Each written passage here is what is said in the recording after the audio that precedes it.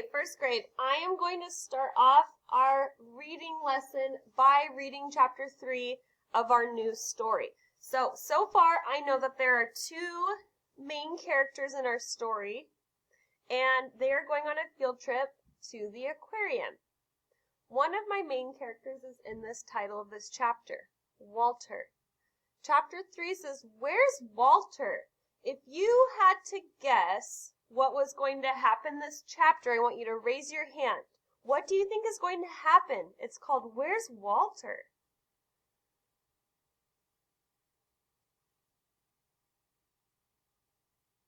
Sophia, what do you think is going to happen? Walter is missing. You think Walter's going to be missing? I like that you used our strategy. Where's Walter? Bracket stop. Do you guys see here? Predict what might happen next. You did a really good job of that. So Sophia says, okay, I think Walter might be lost. So I'm going to read this chapter to you guys. I'm going to make sure that when I read it, I'm using expression, and I'm doing my very best to not give up and try my best when I'm reading.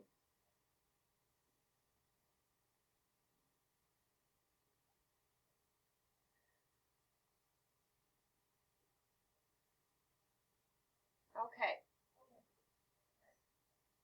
When the bus pulled up in front of the aquarium, Iris said, "Look at all the people." "Hey, Walter," said Benny, "that boy is wearing a shirt just like yours." "He is," said Walter.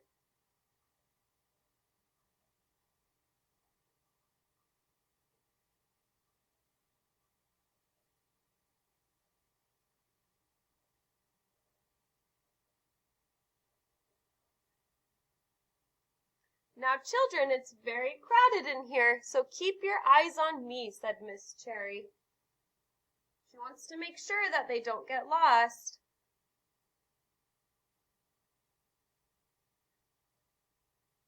The children walked down a dark hallway. Everywhere they looked, there were fish.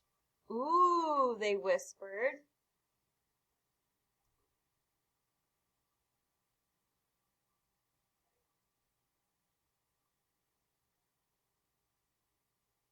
"Sharks," said Benny. "They look mean," said Iris. "I recognize those characters' names." Oh, there's the shark. There's two of them. While the children were looking at the sharks, Miss Cherry and Jenny's mother counted everyone. Why do you think that she's counting the students? I would like somebody to raise their hand, and I want you to think about, why would they be counting the children? Cadence, why would they do that? To make sure none of the children got lost. Good job, Cadence.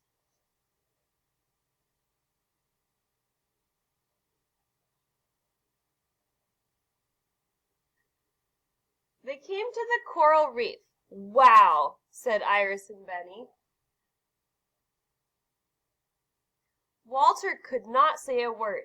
He watched an angelfish swim and shimmer, the hermit crab scurry, and the seagrass sway. Walter had never seen anything as wonderful as the coral reef.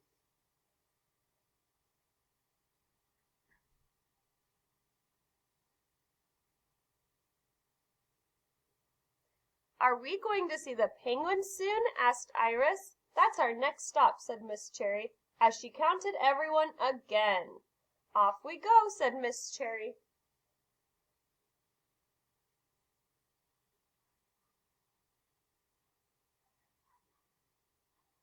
Oh, I see something happening.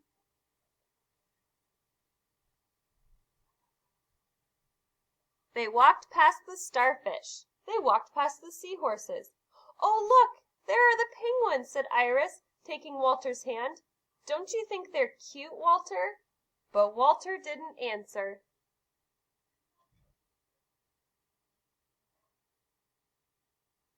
Iris turned around. She saw a boy. "You're not Walter," said Iris. "I'm Nick," said the boy. "Where's my class?" he asked. So what's happening right here? I want somebody to raise their hand and explain what they think is happening in the story right now. She said, "You're not Walter." What's going on?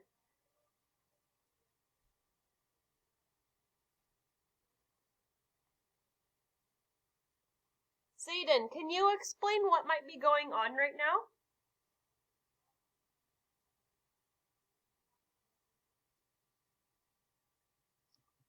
Yeah. Walter could be lost. Walter might be lost because In the museum. this boy here, he's saying, "I'm Nick," and he wants to know where his class went. So it sounds like somebody might be lost, right? Yeah. Oh, and look at their face. Remember how we can check expression? Huh? He's like, oh no. Yeah.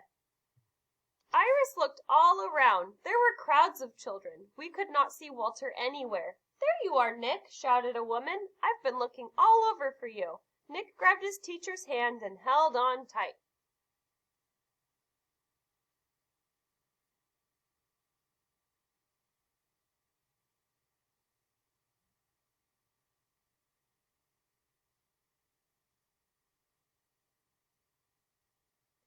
Iris ran to Miss Cherry.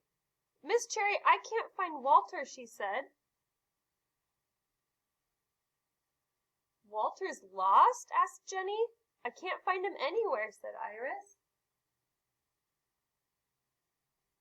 So she's talking to her teacher.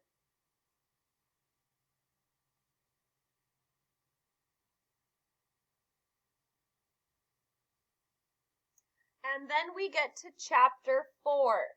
Okay? So I want to explain why I went through all of chapter 3 first, boys and girls. So today I want to teach you that when readers reread, they notice how parts of the story go together.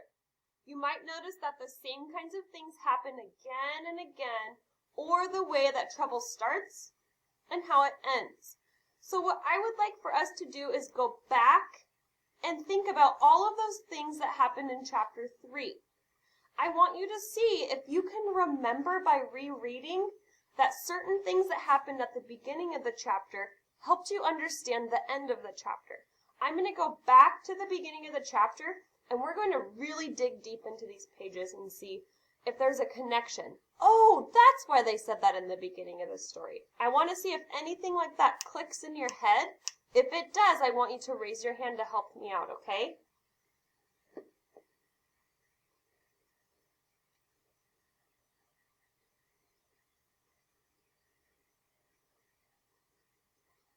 Okay, so we are back to Where's Walter?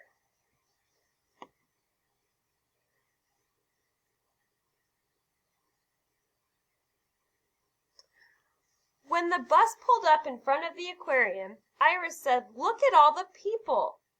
"Hey, Walter," said Benny, "that boy is wearing a shirt just like yours."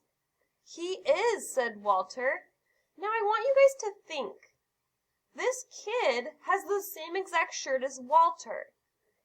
If I were to go back and reread this chapter, what might I notice about what I can see where it says the boy has the same shirt as you?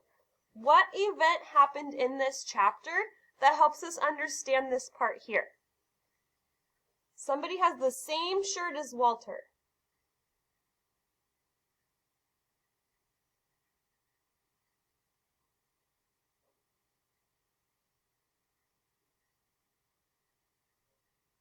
Petra, I'm going to have you help me out, okay?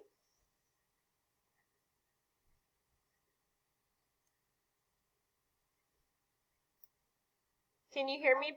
Okay, Petra. So I really want you to focus on this part here. It says, that boy is wearing a shirt just like yours. Now, if I go down here to this part,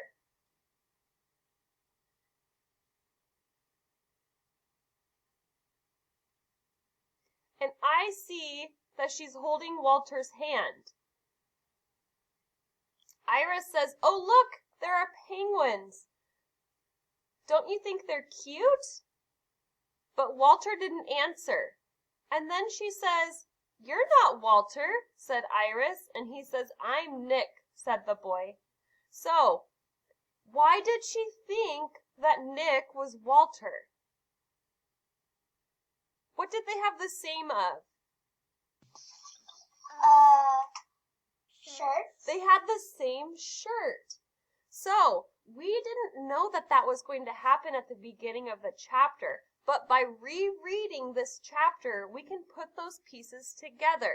And we notice that they mentioned that at the beginning of the story because they wanted us to realize this kid Nick has the same shirt as Walter. So we're putting these pieces together. Do you guys see that?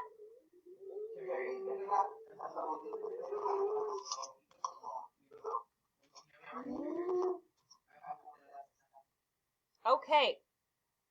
So we're going to see if we can make a connection between different parts of the story, okay? So we just discovered that at the beginning of the chapter, they noticed that one of the kids has the same shirt as Walter. So then Iris thought she was talking to Walter, but she was talking to this boy, Nick. But they had the same shirt. That's why it was hard to tell them apart. So we're going to see if something like that happens again in chapter 4. So we know that Walter is lost, and she just let her teacher know. So now this chapter is called The Rescue. Liam, if you had to make a prediction about what this chapter is going to be about, what do you think? It's called The Rescue.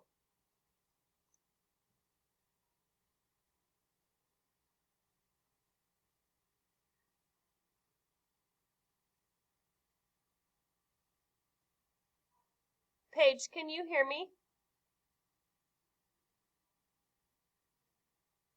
Yeah. Paige, you should be in Mrs. Wilson's reading group, okay? So go click Mrs. Wilson's picture on the schedule.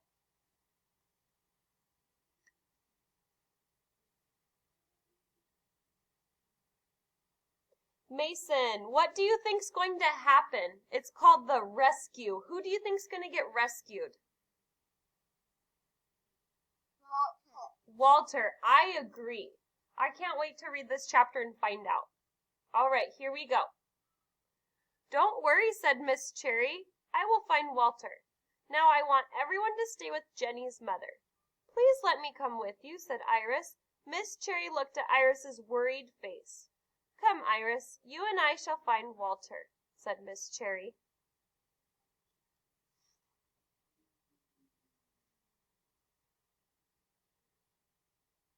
They walked past the starfish. They did not see Walter. They walked by the seahorses, but Walter was not there. Iris thought about Walter, lost and alone. "Poor Walter, he must be really scared," she said. "We will find him," said Miss Cherry. But there were so many people. How would they ever find Walter in the big crowd? Suddenly Iris saw him. There he is! There's Walter!" she cried. "Do you see his yellow hat?" Walter was standing in front of the coral reef, watching the fish swim around and around. "Walter, we've been looking for you everywhere," said Iris. "Huh?" said Walter. "I was so worried," said Iris. "Why?" said Walter. "Because you were lost," said Iris. "I was?" he asked. So, I would like to stop right here because I just noticed something. I noticed that he is standing in the place from the chapter before where he was so excited he couldn't get any words out. So let's go back and reread and notice how these parts of the story go together. I'm going to back up all the way to chapter 3.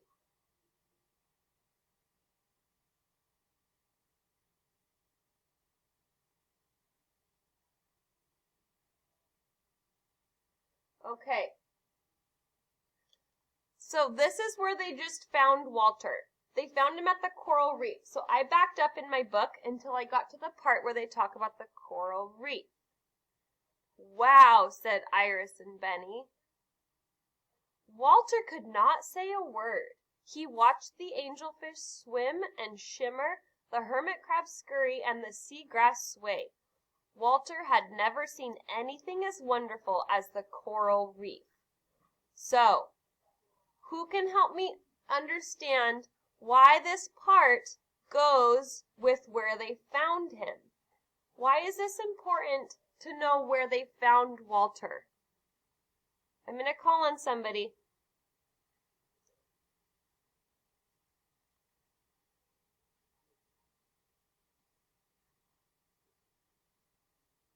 Sophia, can you help us out? Why is this so important to know where they found Walter?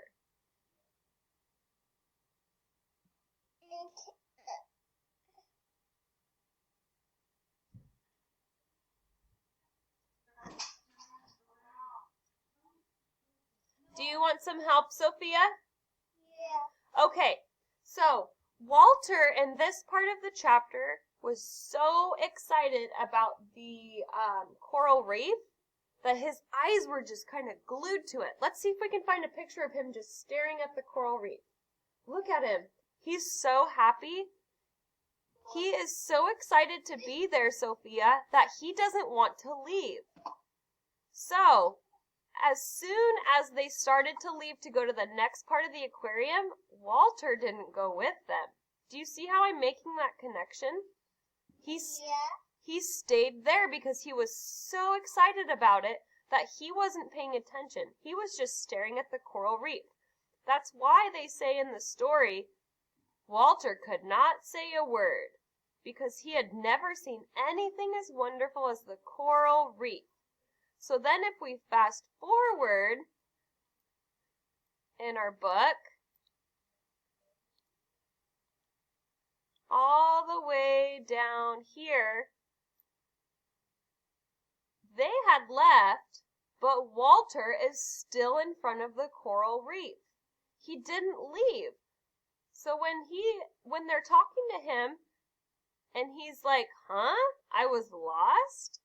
He didn't realize he was lost because he didn't move. He stayed right there in the same exact spot, but the whole class moved. So, for our strategy today, I wanted us to focus on rereading to go back and see parts of the story that match up, that help us understand why the author and illustrator mention certain parts of the story. So if I pull up my chart, we're going to see a new strategy card. This one says connect parts of the story together. So they have these puzzle pieces here, and just like these puzzle pieces, boys and girls, we're putting pieces of the story together. So the first time we did that was when we noticed that one of our characters said, "Hey, Walter, somebody has the same shirt as you." So I took that piece and I remembered it in my brain. And then later on in the chapter, we saw that one of the characters was holding Walter's hand, but she didn't realize it wasn't him.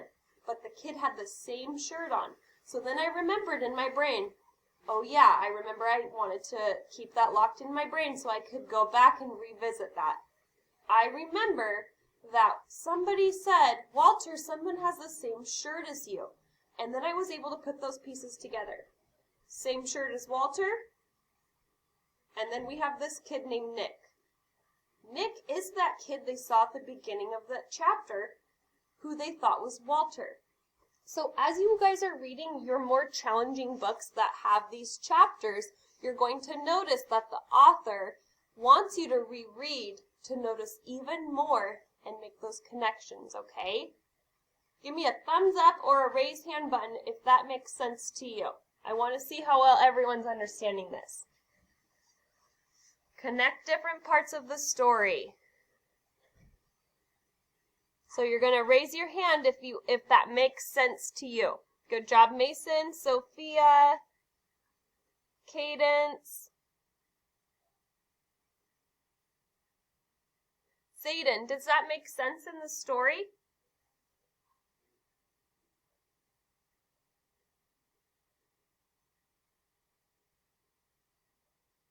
Oh, I think Zayden left for his reading group. Sorry. So, this question is for Mason and Petra. Mason and Petra, have you ever read a story and you heard the story and then by the time you got to the end of it, you realized something from the beginning of the story and your brain kind of went like this? Oh, I remember when they did that. Have you ever had that experience before, Petra or Mason? I have. Yeah, how about you, Mason?